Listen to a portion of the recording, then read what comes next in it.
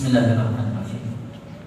Assalamualaikum warahmatullahi wabarakatuh.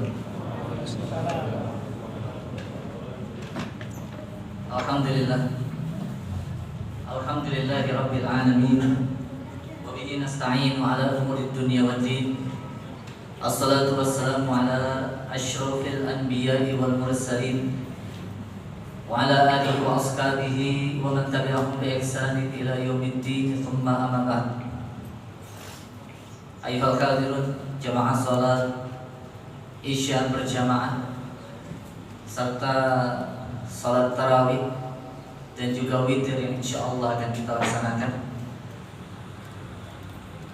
Alhamdulillah, puji syukur kepada Allah Subhanahu wa taala, Rabbul alamin, Rabbul izzati wa Rabbul arsyil azim, yang masih memberikan kita kesempatan untuk bisa berjumpa dengan bulan yang mulia, bulan yang penuh barakah, bulan yang penuh maghfirah, yang semoga Allah Subhanahu wa taala curahkan barakah dan juga maghfirahnya untuk kita semua. Al-ikhwanu fiddin, azanillahu wa iyyakum, jamaah salat Isya serta salat tarawih dan juga witir yang Allah Subhanahu wa taala muliakan. Bulan Ramadan ini juga dikenal dengan bulannya bersedekah. Dikarenakan satu riwayat yang sering kita dengar dari Imam Al-Bukhari rahimahullah ta'ala, bahwasanya Nabi sallallahu alaihi wasallam adalah ajwadun nas, beliau yang paling dermawan di antara manusia. Bahkan kata Imam Ibnu Abbas radhiyallahu anhuma, wa kana ajwad hina yalqahu Jibril fi Ramadan. Beliau akan semakin bertambah-tambah, akan semakin lebih dermawan lagi ketika bertemu dengan malaikat Jibril alaihi salatu wassalam, yaitu pada bulan Ramadan. Sehingga salah satu amal utama yang sangat tidak boleh kita tinggalkan di bulan Ramadan itu adalah memaksimalkan potensi kita untuk banyak-banyak bersedekah dan juga berinfak fi sabilillah. Dan ini adalah amal utama, amal yang sangat luar biasa yang Allah Subhanahu wa taala selipkan di antara amal-amal utama di dalam bulan Ramadan. Dan ini jadi pertanyaan, pada bulan Ramadan tahun ini,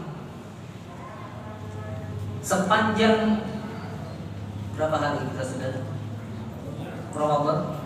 12 Ramadan yang sudah kita lewati. Awal-awal Ramadan yang sudah berlalu, yang sudah kita jalankan, sudahkah kita menjadi lebih dermawan? Jangan dulu diukur dengan kedermawanan Nabi sallallahu alaihi wasallam. Jangan diukur pula dengan kedermawanan para sahabat. Ukur kedermawanan kita pada bulan Ramadan dengan diri kita sebelum Ramadan. Apakah sedekah kita sudah bertambah? Infak yang kita keluarkan sudah bertambah? Apakah nafkah di jalan Allah Subhanahu wa taala yang kita keluarkan sudah semakin sering jumlahnya, sudah semakin sering kadarnya atau belum? Maka ini menjadi introspeksi bagi diri kita. Mumpung Ramadan belum benar-benar habis, mumpung Ramadan masih beberapa belas hari ke depan yang akan kita lalui,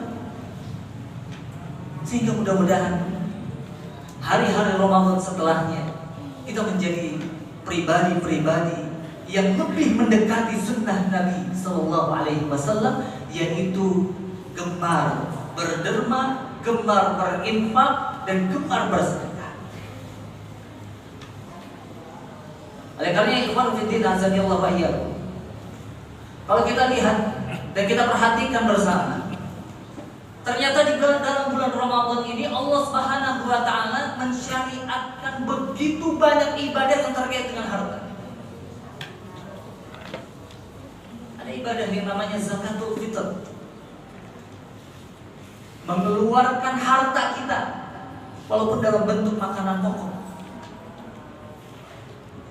Ada lagi membayar fidyah bagi orang-orang yang dia wa 'alal ladzina yutiqunahu fidyatun ta'amu miskin. Bagi siapa saja yang tidak mampu untuk berpuasa, maka hendaknya dia berfidyah ala ta'am miskin, yaitu dalam bentuk memberi makan orang-orang miskin.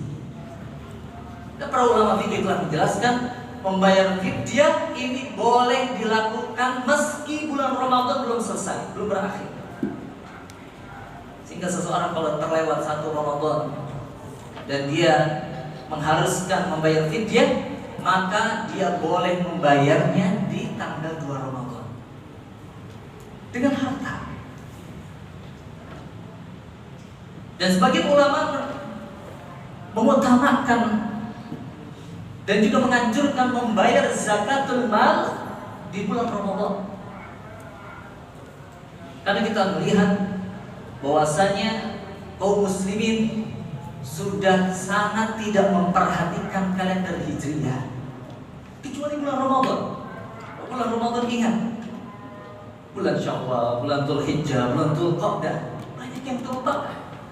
Sehingga ketika mereka menghitung zakat seharusnya menggunakan kalender Hijriah, bukan menggunakan kalender Syamsiyah. Maka apa yang seharusnya dilakukan bagi orang-orang yang dia terlupa kapankah sudah masuk nisabnya dari zakatul mal, maka hendaknya dia menjadikan nisabnya itu di bulan Ramadan. Sehingga ketika bulan Ramadan tiba, ketika bulan Ramadan itu datang, maka dia akan ingat untuk membayar zakat. Ibadah yang terkait dengan harta. Belum lagi sabda Nabi SAW, siapa saja yang memberi makan orang yang berpuasa ketika berbuka, maka dia akan mendapatkan pahala sebagaimana pahala orang yang berpuasa tersebut, tanpa mengurangi pahala yang berpuasa itu yang diberikan makan. Lagi-lagi ibadah harta. Banyak ibadah-ibadah yang terkait dengan harta yang Allah Subhanahu wa taala tanamkan pada bulan Ramadan. Belumkah semua itu menggerakkan hati kita? Lagi sabda Nabi SAW yang lain, siapa saja yang dia datang bulan Ramadan kepadanya, hendaknya dia berumrah, karena berumrah di bulan Ramadan sebagaimana berhaji bersama. Umrah adalah salah satu ibadah yang mengharuskan adanya harta. Jadi banyak sekali ibadah-ibadah yang terkait dengan harta yang Allah Subhanahu wa taala tanamkan pada bulan Ramadan. Belumkah itu semua menggerakkan hati kita untuk mengeluarkan harta-harta kita di bulan Ramadan, mengeluarkan harta di jalan Allah Subhanahu wa taala. Jangan sampai kita diancam oleh Allah Subhanahu wa taala melalui surat-surat yang sudah kita hafal bersama. Bukankah Allah Subhanahu wa taala berfirman, "A'udzu billahi samil alim minasyaitonir rajim, wailul lil mutaffifin." Celakalah orang-orang yang curang. Kenapa dia curang? Salah satu tafsirnya adalah karena dia bakhil untuk mengeluarkan hartanya dan hanya terobsesi untuk mengumpulkan harta.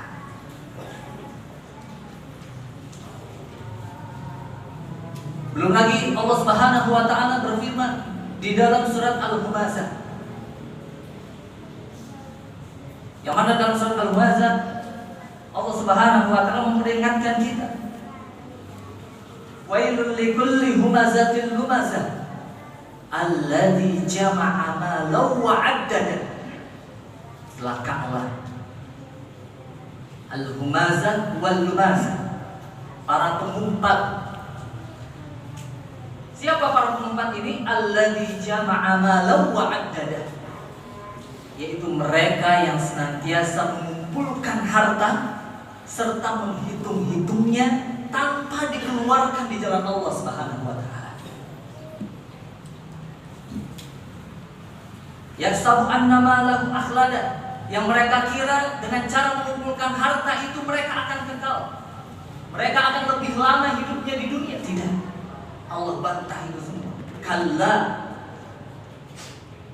tidak akan mungkin, dan persangkaan mereka itu batal. La yumbadanna bil hutama. Justru dengan mengumpulkan harta itu yang mereka kumpulkan dengan begitu tekun, bahkan tidak jarang mereka kumpulkan dengan cara-cara yang haram lagi zalim. Namun mereka tidak mengeluarkannya di jalan Allah Subhanahu wa taala, itu yang menyebabkan mereka masuk ke dalam hutamah, ke dalam nerakanya Allah Subhanahu wa taala. Belum lagi di surat At-Takatsur, Alhaakumut takatsur hatta zurtumul maqabir. Bermegah-megahan, berfoya-foya, telah banyak melalaikan dan membinasakan kalian. Hatta zurtumul maqabir, dan mereka tidak akan pernah sadar akan keburukan dari bermegah-megahan, berfoya-foya itu sampai mereka masuk ke dalam liang kubur mereka. Bukankah ini semua celaan untuk orang-orang yang berharta, yang mengumpulkan harta, tapi tidak titik sampai di situ jamaah. Bukan berarti mengumpulkan harta itu salah. Boleh seorang muslim itu mengumpulkan harta selama dia mengeluarkannya di jalan Allah Subhanahu wa taala. Dia tidak bakhil ketika datang panggilan-panggilan untuk bersedekah dan juga berinfak, untuk berzakat, untuk membantu sesamanya, untuk bersilaturahim, untuk berbakti kepada kedua orang tuanya, untuk membantu tetangganya. Dia tidak menahan hartanya pada saat itu. Tapi yang celaka adalah mereka yang hanya mengumpulkan, menghitung, mengumpulkan, namun tidak mengeluarkannya di jalan Allah Subhanahu wa taala. Hati-hati. Bulan Ramadan ini juga dikenal bulan jihad. Bukan karena hanya ada perang Badar dan juga perang Fathu Makkah yang terjadi pada bulan Ramadan, akan tetapi berjihad mengalahkan kebakhilan-kebakhilan yang ada di dalam hati kita. Sebagaimana yang Allah sebutkan di dalam Quran surat Al-Hasyr, "Wa may yuqa syuhha nafsihi fa ulaika humul muflihun." Siapa saja yang Allah selamatkan dari kebakhilan nafsihi, dirinya, jujur saja kita bakhil terhadap harta-harta kita. Kita enggan mengeluarkannya untuk masjid, untuk Baitullah, untuk beribadah di jalan Allah. Kita berat mengeluarkannya. Tapi ketika Allah selamatkan dari kebakhilan itu, wa may yuqa syuhha nafsihi fa ulaika humul muflihun, pada saat itulah kita menjadi orang-orang yang menang. Mudah-mudahan Allah Subhanahu wa taala membantu kita untuk melawan kebakhilan-kebakhilan yang ada dalam diri kita, dan juga menjadikan kita sebagai hamba-hamba yang berderma, yang gemar untuk bersedekah, gemar untuk berinfak, terutama sedekah-sedekah yang sifatnya wajib, terlebih lagi kita mengeluarkannya untuk sedekah yang sifatnya sunnah. Semoga Allah Subhanahu wa taala memberikan ridhonya kepada infak dan sedekah yang sudah kita keluarkan, serta memberikan pahala yang besar berlipat ganda bagi siapa saja yang sudah mengalahkan kebakhilannya di bulan Ramadan. Mudah-mudahan apa yang sedikit ini dapat bermanfaat. Mudah-mudahan Allah Subhanahu wa taala meridhoi setiap langkah-langkah kita. Subhanallah wa bihamdihi, asyhadu an la ilaha illa anta, astaghfiruka wa atubu ilaik. Al-afwu minkum. Assalamualaikum.